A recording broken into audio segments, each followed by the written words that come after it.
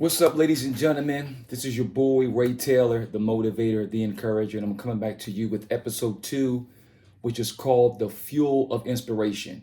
When I go out and I speak, whether it's in the faith-based community, whether it's with nonprofits, or I'm doing mentorship, people always ask me the common question: what is the fuel that drives you and what inspires you to continue to do what you're doing when sometimes you feel as though you're running on fumes or your fuel is running low?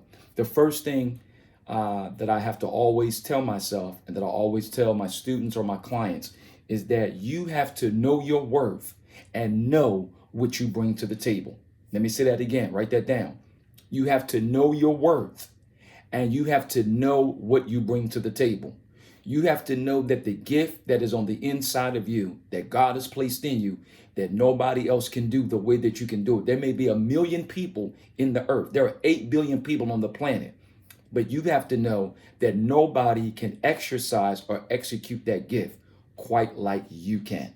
And you have to know your worth. So when you're in certain settings or you're in certain environments, you have to know that what I bring to the table is just as valuable as the next person. They may have more zeros behind their name than you do, but you keep telling yourself, I can still bring something to the table because I know who I am. I'm not them, they're not me, but I can still make an impact no matter what setting that you place me in. The next thing is you have to visualize yourself making an impact at a high level. Come on, you have to visualize yourself. There's a book that I read that I tell people to read outside of my book, All Gas No Breaks, by Dr. Rob Rotella. It's called The Mind of a Champion.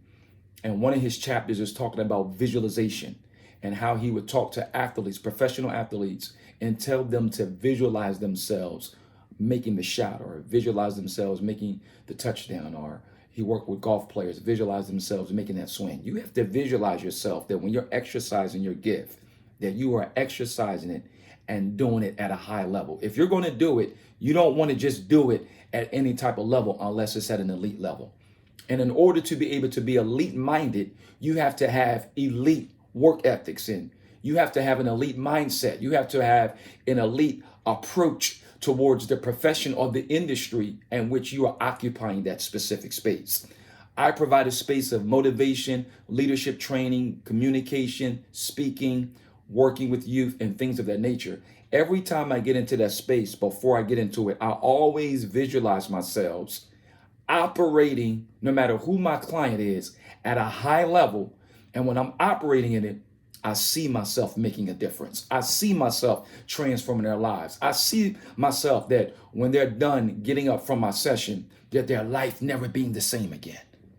You have to see yourself doing it at a high level, because anything outside of that, it doesn't matter. Anything outside of that is just not going to get the job done for me. If I can't do it at a high level, then I'm not going to do it.